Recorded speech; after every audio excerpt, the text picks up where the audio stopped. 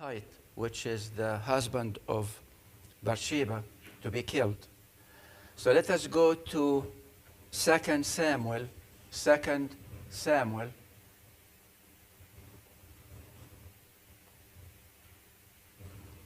Second Samuel, chapter 11, and verses 26 and 27. That's not the one, Nathan? Okay.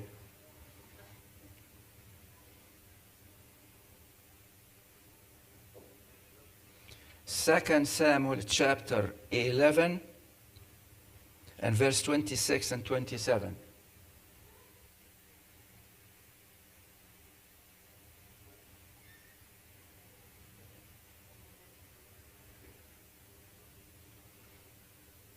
Verse 26 and 27. 2 Samuel chapter 11.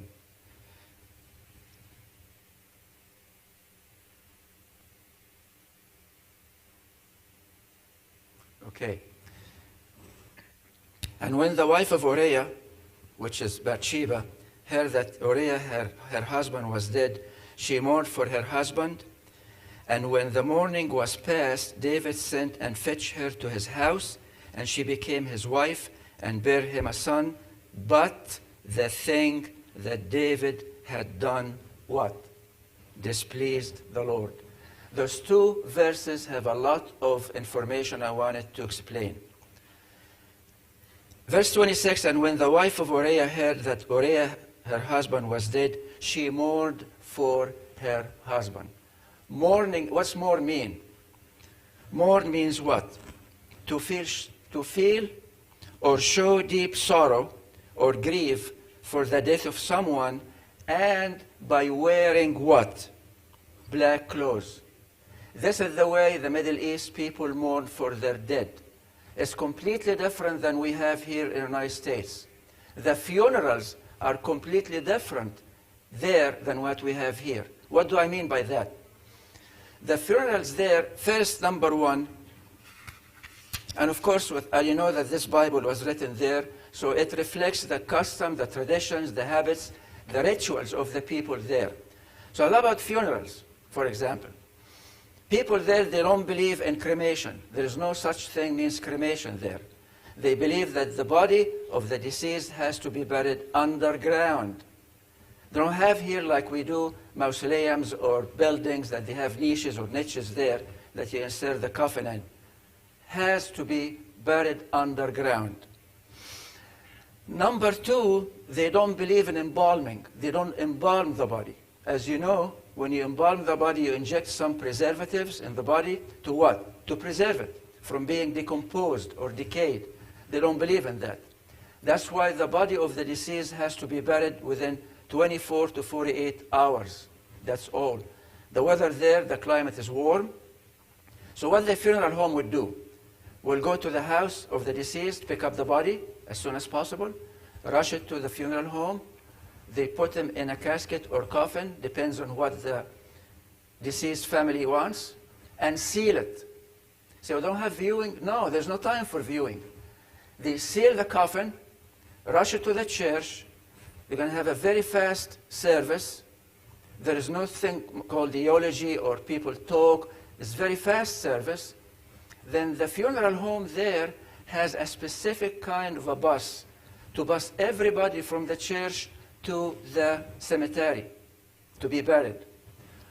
That bus, which belongs to the funeral home, is marked in a way that they have to give them some way to go through the traffic. Traffic there is incredible. So I can spend days waiting in the roads to get into the cemetery. So they have rushed that bus with the people to the cemetery. There is no service there either. They bury them fast. Then the bus of the funeral home will bus the people back to the church. The church there, they have a big hall. The people sit down, and then the people will give their condolence and respect to the family of the deceased. So that's the funeral homes do there, and that's how it works. Now the code of dressing there is black. You see the black suit I have on me?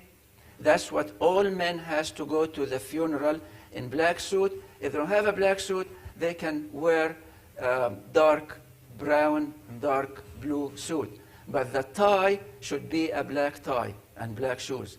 All the women, which belong to the family, and the women who's going to come to the funeral should wear black. Black dress, black shoes, black handbags. Some, they use black gloves because they're going to shake hands with so many people. Everything should be black. So there's nothing called, like we do here, we say, for example, celebration of life. No. They mourn and grieve for the loss of loved ones. So there's no laughing, no smiling, no jokes, nothing like that. It is very solemn. What's meant by solemn event? Very serious, formal, grave, unsmiling, sad occasion. So it's a completely different than what we have here. The widow, like here, the widow of Uriah the Hittite, the ones who just came in, it is, we are in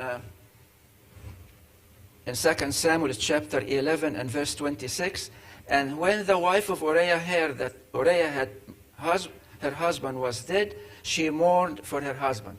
The time of mourning of a widow there, and you can put the map, Nathan, of the Middle East countries. Now, as I said, the Bible was written in that area of the world. And the most important countries there is Egypt, Israel, Jordan, Iraq, Syria, Lebanon, Turkey, Saudi Arabia. All these people have in common the same kind of rituals and habits and customs. The days of mourning of a widow, for example, varies from one country to the other. In Egypt, for example, the widow has to mourn for 40 days, 40. Dress black, stays home, doesn't go out for 40 days. People give her condolence and respect, especially the people who couldn't make it to the funeral. Don't forget the funeral is done in 1 or 2 days. Women will come and stay with her home. Everybody is in black. What do they serve during the funeral when you go back to the church? They don't serve a big meal like we do have here. The only thing they serve there is black coffee. No sugar, no cream. Black color is the color of mourning, sadness, grief, death. And the coffee there is different than ours here. Did anyone of you here ever drank Turkish coffee? It's a small, tiny cup. And the coffee there is so thick that if you drink 1 cup, you don't sleep for a day. Or actually, more than a day. It's very. So that's how they how they perform the mourning and the funeral there. It's completely different. And 27 is. And so how long Bathsheba mourned for her husband? How many days? Don't forget that she's pregnant with the child of David. She has to rush back to the castle or the palace of David because she doesn't want to show the signs of pregnancy in her body. So people will say, what's going on here? Why she's pregnant from? Her husband was in war. So they will stone her to death. So she has to cut down her morning time and go into the palace as soon as possible. And that's what she said, 27. How long days? I don't know. But it's not going to be a long time. 27, and when the morning was past, David sent and fetched her to his house, and she became his wife, and bare him a son. That son is the one who came from what? Rape. But the thing that David had done displeased the Lord. Now I want to tell the people who are watching us today, the broadcast in your homes, this class is only for adults. So adults, only the ones who are supposed to watch that Sunday school class. Just want to make sure that you know that. Now it said at the end, by the thing that David had done displeased the Lord. Okay. Now you have to understand that in English it came very mild statement, displeased the Lord. Remember I mentioned to you when I study and prepare for my Sunday school class lesson, I study it and read it in 3 languages to compare what each language is saying about some phrases. So here in English it says, displease the Lord. That's a very mild statement. In Spanish, it says, fue desagradable ante los ojos de Jehová. Jehová means Jehovah in Spanish. What does that mean, desagradable? Displeased, disgraceful, disagreeable. Now in my Bible is even more tougher and harder. It says what? It says, but the thing that David had done was ugly in the eyes of the Lord. Could you imagine looking at ugly thing and you're disgusted and you turn your face away from it? That's what exactly God did. It was very ugly what he did. No wonder God punished David so hard. And you have to see what the punishment was. He committed 2 crimes and he got away with them in the sight of man. But he did not get away with it in the sight of God. Rape and murder. And he murdered an innocent man. I mean, Hittite didn't do anything wrong. He murdered him. So he punished him so hard. And I said, read the rest of the 2 Samuel and see how much disaster he went through. He brought disaster to himself, to his family. He started a civil war between him and his son Absalom, and he destroyed his rule as a king. No wonder when you read the Psalms of David, how many Psalms we have in the book of Psalms? 150. Many people think that David wrote all the 150 Psalms. That's not true. He wrote only 73 Psalms. How do you know that the Psalms of David? Simply you look at the top of each Psalm and it tells you, Psalm to David. If it doesn't say Psalm to David, it's not his. Why do you think his Psalms are literally dripping with tears, sadness, grief, sorrow? Also ask the Lord for his forgiveness and his mercy. Ask him to protect him from his enemies. He created a lot of enemies, by the way. So that's why when you read the book of Psalms or the Psalms of David, you understand why he wrote it that way. Because he was a very stressed person. Great distress was on him. Now the son whom Bathsheba delivered from the rape, God killed him, took him. So what happened? And by the way, David has already 3 wives in the castle or in his palace. Do you think they would be happy to see another wife coming in? Of course not. There's a big rivalry between those women. Why? Each woman of those 3 wives preparing her son, everyone has a son or more from David. They are preparing their son to become the king after David. So they don't want any rivalry or any more wives to add to their fight. So having Bathsheba going to the palace of David was not a good thing for her, but this is the only way she can protect herself from being stoned outside in her home. So let us go to chapter 12 and verse 24. Thank you, Nathan. 12:24, the following chapter and verse 24. And David comforted Bathsheba, his wife. Remember, the first son was dead. And went in unto her and lay with her, and she bare him a son, and he called his name what? Solomon. And the Lord loved him. Underline the word loved him. And 25, and he sent, who he? The Lord, sent by the hand of Nathan the prophet. Stop there. Nathan the prophet, in every time, in the old time of the Israeli kingdom, the Jewish kingdom, there's always a prophet, like Samuel, like Nathan, like Ezekiel, like Jeremiah, like Elisha, like Elijah.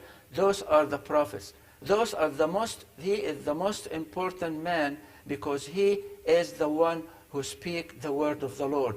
Everyone respect him and fear him, starting from the king all the way down to the lowest one in the kingdom. So God sent by the hand of Nathan, verse 25, the prophet, and he called his name what? Is not Jedediah. The J in Hebrew is pronounced Y, Yedadiah, because of the Lord. What's the meaning of Yedadiah? Beloved of the Lord. You have already the meaning of it in the end of verse 24. And the Lord loved him. So instead of saying because of the Lord after Jedediah, put above because beloved. Beloved of the Lord. The Lord loved Solomon. That was some kind of make it up to Bathsheba to give her another son. So now the other three wives are mad because they got another son to contend with, and he is going to be also in the way of their having their son to be the king. Now, always the custom at that time that the firstborn of the king will ascend the throne after his father. The firstborn son of the king. Now, why is it? Well, how about the other wives which their sons are not number one? Why are having hope that he will be the king? How about if the first son has some problem with his mind or mentally disabled or cannot do it? Then the king will choose who? The second-born son. How about the second-born son was dead, died? How about the third-born son went to fight for his father and he got killed? So each one of these women hoping that her son will be the one become the king. And that's what happened exactly, and I'll show you. Now after this, you don't hear anything about Bathsheba, or Bathsheba, that's her name, or Solomon in this book of the second Samuel. But I want you to recommend you to read the whole chapters after that to see what happened to David and his family.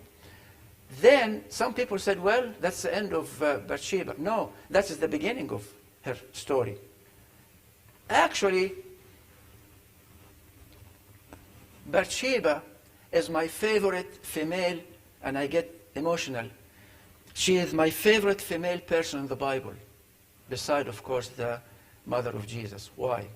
What she went through, get raped, get pregnant, kicked out of the palace of David. He killed her husband. No one could go through all what she did. But yet, she prevailed at the end, and I'll show you. Also, Bathsheba, if you know, she is one of the great-great-grandmother of Jesus. She is in his family tree. Where is it written?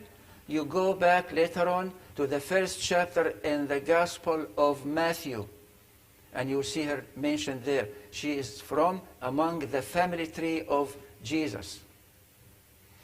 If you forget what I told you, where is it? It's the first page you got in the New Testament. You can't miss that. And her name, or she's mentioned there.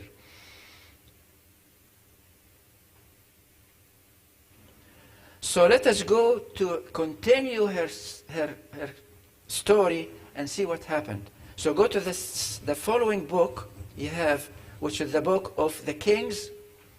The book of the Kings. And I said there's nothing mentioned anymore, but then she appeared again in the First Kings, chapter 1 and verse 1. Now, David was old and stricken years. Remember, underline the word old and stricken. By the way, I always repeat myself all the time, every time I talk to you and ask my Sunday school class. They are some of them here. Every time I say, every word in the Bible is written there for a reason. God is not going to write something that doesn't make any sense or is not important. And I'll show you why it's very important. Now King David was old and stricken in years, and they covered him with clothes, but he got no heat. There's no electric blankets at that time. So, wherefore his servant said unto him, let there be sought for my lord the king a young virgin, and let her stand before the king, and let her cherish him, and let her lay in thy bosom, and that my lord the king may get heat. So they sought for a fair damsel throughout all the the coast of Israel. Fair means beautiful. And found Abishag the Shunammite. Shunammite is mean that from the land or the city of Shunem. And brought her to the king. Now stop. Doesn't he have four wives in the palace? Why not one who sleep with him? Takes the turns to sleep with him. Why they abandon him? Why? The answer to that is in verse 3, at the end of verse 3. And the damsel was very fair, very beautiful, and cherished the king, and ministered to him, but the king knew her not. That's a very polite way of saying that he did not have a sexual relation with her. So you know why the wives abandoned him? There is no need for him anymore. They don't need him anymore. Before that, when he was young, they were fighting each other to sleep with him. Now, because he cannot do anything, they abandon him. Very cruel, very mean women, that his wives, that they abandoned. They didn't even try to serve him. They forsook him. All they have now, because he's very old, is what? To concentrate how to devise a way to get their son become the king. It's in the Bible. I didn't say anything any different than what it says there. Everything written. That's why the last few words in verse 4, but the king knew her not, give you the answer why. You say, well, he had 4 wives. Why they didn't take care of him? They abandoned him. They didn't care of him. They don't need him anymore. Then, 5, then Adoniah, the J is silent. Adoniah, the son of Haggith. Now, you have to remember that he got 4 wives now in the palace. Haggith is one of the wives of David. Her son is Adoniah. Exalted himself, saying, I will be king, and prepared him chariots and horsemen and 50 men to run before him. And his father had not displeased him at any time in saying, why hast thou done so? That sentence is mean that his father spoiled him very much. Whatever he did not ask him, why did he do it? And also, he was very goodly man, was a very good man. And his mother bare him after Absalom. Remember, every word there has a very important meaning. His mother Haggith, her son is Adoniah. He's number 1 in the list to become the king over the land of Israel. The first one who's supposed, the firstborn son of David, his name is Amnon, and his mother called Ahinoam. Amnon is the firstborn. He's supposed to be the king after his father. Amnon, and read again, as I said, the rest of 2 Kings. Amnon raped his half-sister, Tamar. What's mean by half-sister? She's his sister, but not from the same wife or the same mother. When he raped her, her brother, Absalom, he is the brother of Tamar from the same mother, killed him. He got his servants to slaughter him. So number 1 is what? Is gone, is dead. Number 2 is Absalom. Absalom raged a war between him and his father David. He created a civil war in the kingdom of Israel. And at the end, the servants of David shot him with 3 arrows in his heart. Read that in the Bible. Was bleeding to death, and then they would slaughter him. The mode of killing there is slaughter. That's it. So Absalom, number 2, was killed. So who is number 3? Adoniah. Why do you think? Look at verse 6 again. And his father had not displeased him at any time in saying, why hast thou done so? And he also was a very goodly man. And look at this. And his mother bare him what? After Absalom. Why is it after Absalom? Because Absalom is already dead. So he has the right. He's the 3rd one. He has the right to ascend the throne. But he did it wrong. He's supposed not to declare himself king. His father is the one who's supposed to declare him the king. He has to bring him to the palace, anoint him in front of everybody, and declare that is the one who's going to be king after me. He rushed himself. Guess who pushed him to do it? His mother, of course. His mother knows there's a big rivalry there. She wants to speed up things. So pushed him to do it. 7. And he conferred with Joab, or Yoab, the J is pronounced Y in Hebrew. Joab, the son of Zeruiah. Joab is the commander of the army of David. And with Abiathar, the priest, and they followed Adoniah, helped him. He has to have some powerful people to back him up, of course. So he chose his people. But look at verse 8. But Zadok the priest and Ben-Yahu, this is pronouncing, Ben-Yahu, the son of Yehudah, the A at the end is A, and there's no sound of A in English language, so it has to be replaced with A. So by the Zadok the priest and Ben-Yahu, the son of Yehudah, and Nathan the prophet. This is very important. Nathan the prophet was not involved in the plot of Adoniah. And Shimei and Rai and the mighty men which belonged to David were not with who? Adoniah. So you got a big rivalry now between him and who else? 9. And Adoniah slew sheep and oxen and fat cattle by the stone of Zeholith, which is Rogel, and called all his brethren the king's sons and all the men of Judah the king's servants. Why? He makes a big feast for them. He's the king. He wants to show them that he is now the king. He did not invite somebody from the sons of David. Look at verse 10. But Nathan the prophet and Ben-Yahu and the mighty men, and who? Solomon, his brother, he called not. Why he did not invite Solomon in particular? He invited all the sons of David. Why not Solomon the son? Why? When you look at it later on, Bathsheba probably reminded David what he did. He destroyed her life. So she probably let him feel so guilty, so ashamed of himself, that he wants to make it up for her. So what he did, he promised her that her son will be the king after him. Nothing is hidden in the palace of a king. They probably, Haggith, the mother of Adoniah, heard about it, and she said, go ahead, first, go and declare yourself a king. Don't invite Solomon, because she knows that David was promised Bathsheba that her son will be the king. She wants to speed it up before that happened. You'll find that later on when we're talking about it now. Verse 11. Wherefore Nathan spake unto Bathsheba. Nathan the prophet was with Bathsheba. And he's the most important person, as I said, in the whole country of Israel.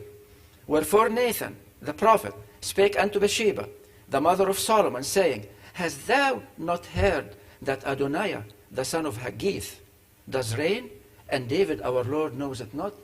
Do you know that he is reigning as a king? Does our king know about what's going on? 12. Now therefore come, let me, I pray thee, give thee a counsel, that thou mayest save thine own life and the life of thy son Solomon. Why did he say that? The custom at that time is a very cruel custom. The king, when he become ascended to the throne, he usually kill all his brothers. Why he kills all brothers? So you don't have anyone to conspire against him. So Adoniah is going to kill who? All his brothers, including Solomon, and he probably will kill also who? Bathsheba. It says here, to save thine own life and the life of thy son, Solomon. How do you know all this? How do I know all these things? I told you that I like to read old history, the history of the kingdoms, the old civilizations, what is going on behind the palaces of the kings at that time. So I have that great knowledge. So when I read the Bible and I know that knowledge, it complements and complete the meaning of everything I read in the Bible. And that's what I love. So they devised a very smart plan. Very smart, very clever. Look what they did. 13. Go and get thee unto King David, and say unto him, Didst not thou, my lord, O king, swear unto thine handmaid, saying, assuredly, for sure, Solomon thy son shall reign after me, and he shall sit upon my throne. Why then doth Adonijah reign? And didn't you promise me? 14. Behold, while thou yet talkest, that Nathan is telling her about the plan, devising the plan. While you are talking to the king, I also will come in after thee and what? Confirm thy words. So if he is doubting Bathsheba, he is someone who is the Nathan, the prophet of God, is coming and confirm what actually Bathsheba told the king. Give it more weight to it. 14 again. But while thou art talking there with the king, I also will come in after thee and confirm thy words. And Bathsheba went in unto the king into the chamber, and the king was very old. Underline the word. Why he said, he can say old only. Why he said very old? His mind is not sharp anymore. He doesn't remember everything anymore. He doesn't even think or remember what. Did I really promise Bathsheba that her son will be the king after me? Before he started thinking, they hit him both together. Bathsheba hit him with it, and then Nathan hit him with it. Look what it says. 15. And Bathsheba went unto the king into the chamber, and the king was very old, and Abishag the Shumanite ministered unto him. And Bathsheba bowed and did obedience unto the king, and the king said, what wouldest thou? Means what you want. What is it? And she said unto him, my lord, thou swearest by the Lord thy God unto thine handmaid, unto me, saying, for sure Solomon thy son shall reign after me, and he shall sit upon my throne. But now, look what's going on here. Adonijah, I'm paraphrasing what I'm reading, reigneth. And now, my lord the king, thou knowest it not. Don't you know, Lord? He reigneth. Don't you know? Do you know about it? And he has slain oxen and fat cattle and sheep in abundance, has called all the sons of the king, and Abiathar the priest, and Joab the captain of the host. But Solomon thy servant has not called. And thou, my lord, O king, the eyes of all Israel are upon thee, that thou shouldest tell them who shall sit on the throne of my lord the king after him. Otherwise it shall come to pass, when my lord the king shall sleep with his fathers, that I and my son Solomon shall be what? Counted offenders. What does it mean offenders? Killed. And look at this now. You see the plan? He said, go first and talk to the king, and remind him that he promised you that that your son will be the king. Now, while she's talking, what happened? 22. And lo, while she yet talked with the king, Nathan the prophet came in. And they told, by the way, you have to understand how the scene, visualize that scene in your mind. This is the throne, or that King David is sitting there, or sleeping, or laying down, and she came in and talked to him. While she's talking, the one standing in the door was who? Nathan. Everybody's sitting there, trying to help her anyway. And 22, and lo, while she had talked with the king, Nathan the prophet also came in into the door. They didn't get into the chamber yet. And they told the king, saying, behold, Nathan the prophet. And when he was come in before the king, he bowed himself before the king with his face to the ground. Stop. When he was coming in, Bathsheba has to leave. You will find out later on. That's the plan. If king find both of them at the same time, he would feel something, what's going on here. But she withdrew.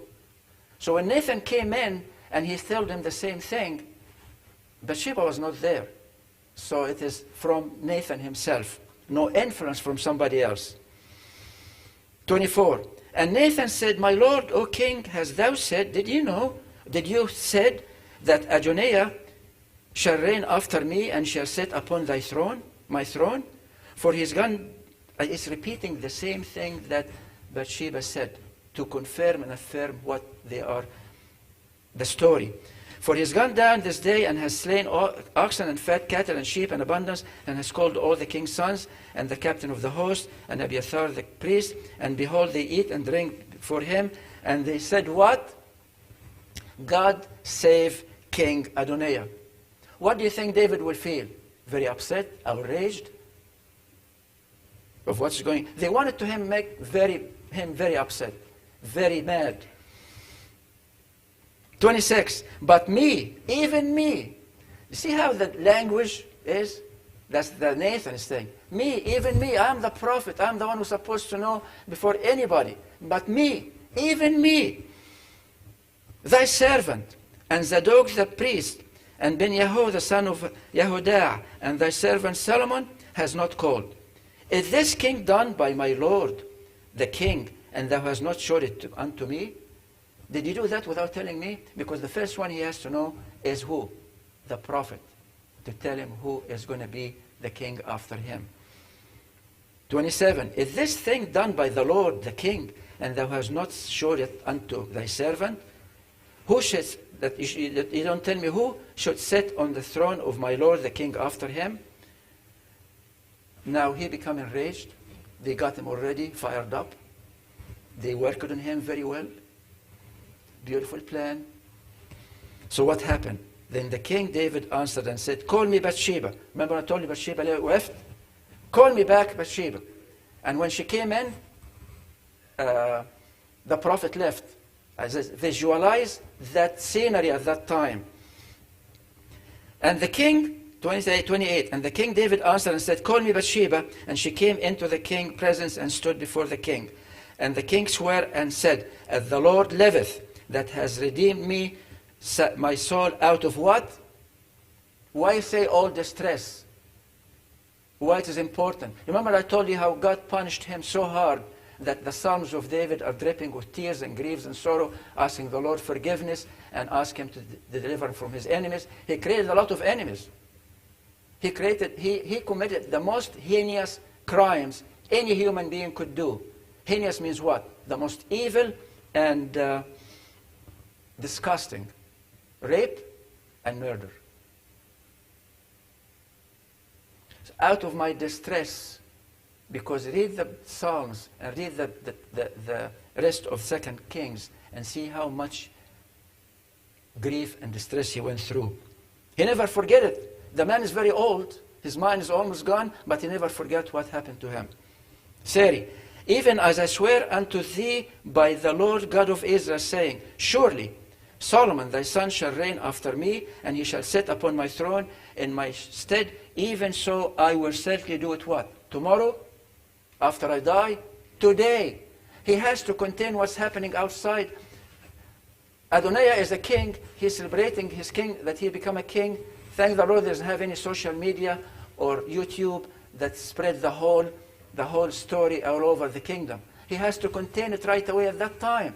So he has to declare Solomon as the king.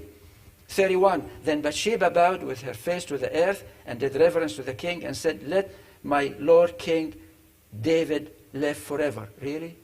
Live forever? If he lives forever, then her son will never be a king. But this is the way it is, to appease him. Let him live forever. It's okay.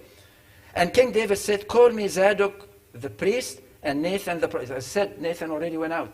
So he was sitting there outside in the door. Nathan the prophet and Ben-Yahu the son of Yehudah, and they came before the king. The king also said unto them, take with you the servants of your Lord, and cause Solomon my son to ride upon mine own mule. Stop. It's not a horse. Why is mule? Doesn't the king usually ride a horse? He rode a horse when he used to go for battle, for fighting when he was young. Now he's a very old man. You could put him in a horse, the horse would run, gallop, and he killed him. So where he's riding now? A mule. A mule is more easy to manage than a horse. I know that. So he used now a mule. Again, every word in the Bible has a meaning and a reason for being there. And bring him down to Gihon. Gihon is the suburbs of the city of David. And let Zadok the priest and Nathan the prophet anoint him. The king has to be anointed by the priest and by the prophet. There, king over Israel, and blow you with a trumpet and say, God save King Solomon. Then ye shall come up after him, that they may come and sit upon my throne. He's not going to wait until he dies, David. He wants Solomon to go and sit on the throne of David right now to stop that problem that Adonijah created. 35 again. And ye shall come up after him, that may come and sit upon my throne, for he shall be the king in my stead, and I have appointed him to ruler over Israel and over Judah. Why Israel and over Judah? David is from the tribe of Judah. So he said, not only in my tribe, it is the whole tribes, the 12 tribes of Israel. So that's the reason, say Israel and Judah. Again, everything written in the Bible has a meaning and has a purpose be put there. And Ben-Yahu, the son of Yehudah, answered the king and said, Amen, the Lord God, my Lord, the king says so too. And the Lord has been with my Lord the king, even so be with Solomon, and make his throne greater than the throne of my Lord King David. This is the way they talk at that time. So Zadok the priest and Nathan the prophet and Ben-Yahu, the son of Yehudah, went down and caused Solomon to ride upon King David's mule and brought him to Gihon. And Zadok the priest took an horn of oil out of where? What is the tabernacle? Until that time, who built the tabernacle after the Israelites left the land of Egypt? Moses, in the wilderness. He built a tent, the tabernacle, which contained the Holy of Holies, contained the Ark of the Covenant, contained the Ten Commandments, and when they move in the wilderness, they take off the tent and recreate it again. This is the tabernacle. You know when the tabernacle was built? 400 years before this event. The children of Israel left Egypt 1400 BC. We are in 1000 BC. That's 400 years later. And the tent is still intact and in good shape, and it has to function as the place which God dwelt among the Israelites. That's a miracle by itself. A tent lasted for 400 years. Nothing happened to it. Why do you think is written there in 2039? And Zadok the priest took an horn of oil out of the tabernacle and anointed Solomon, and they blew the trumpet, and all the people said, God save the king, Solomon. And all the people came up after him, and the people piped with pipes, and they rejoiced with great joy. So the earth rent with the sound of them. What's mean by rent? Split, shook, with the noise they did. Now, who heard what's going on? Adonijah, because both of them are celebrating, one inside of the city and the other one inside of the city. So both of them are very close to each other. So what happened? And Adonijah and all the guests that were with him heard it as they had made an end of eating. And when Joab heard the sound of trumpet, he said, wherefore is this noise of the city being in uproar? Why? To redeem the time, let us skip all the way. Then they got scared. All the people with Adonijah got scared when they found out what's going on. So what happened in verse 49? Skip to 49. And all the guests that were with Adonijah were afraid and rose up and went every man his way. They got out of the way. And Adonijah feared because of Solomon. Solomon now is the king. He's the king. He's in the throne. And rose and went and caught hold on the throne of the altar. Where the altar was? In the tabernacle. Remember, the one who built the temple is Solomon. David did not build any temple. So everything is in that tabernacle, and the altar is there. So the only way you can protect yourself from being slaughtered at that time is to go to the altar, go to the tabernacle, catch the altar, so nobody will hurt him. As far as inside there, he's protected. Man is scared to death, and he has right to be scared to death. His head will be cut off. Verse 51. And was told Solomon, saying, behold, Adonijah fears King Solomon. Lo, for he has caught hold on the horns of the altar. saying, Let King Solomon swear unto me today that he will not slay his servant with the sword. And Solomon said, If he will show himself a worthy man, shall not an hair of him shall fall to the earth, but if wickedness shall be found in him, he shall die. So King Solomon sent, and they brought him down. Brought who? Adoniah from the altar, and he came and bowed himself to the king. What's mean by bowed? Recognize that he is the king. He bowed himself to the king, King Solomon. And Solomon said unto him, Go thine house. Now remember when I told you how Bathsheba started as a piece of trash, was raped, got pregnant, her husband got killed. Now who is the king? Her son. She is the mother queen. She is the mother of the king. You know what the mother of the king would do to the other wives which were conspiring and all the thing? Tell them, take your kids and your people and get out of here. Go to where you belong to, from where you come from. If she's merciful. She could order all the sons and all their wives, the wives of David, to be slaughtered. So she started from trash. She came up to the top, returned her honor, her respect, and become what? The queen mother, the mother of the king.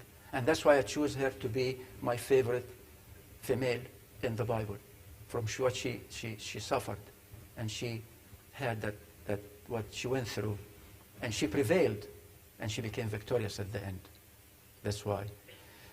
Thank you very much for listening. This is the story. We ended it. Next time we'll start another story anyway, and have a good day.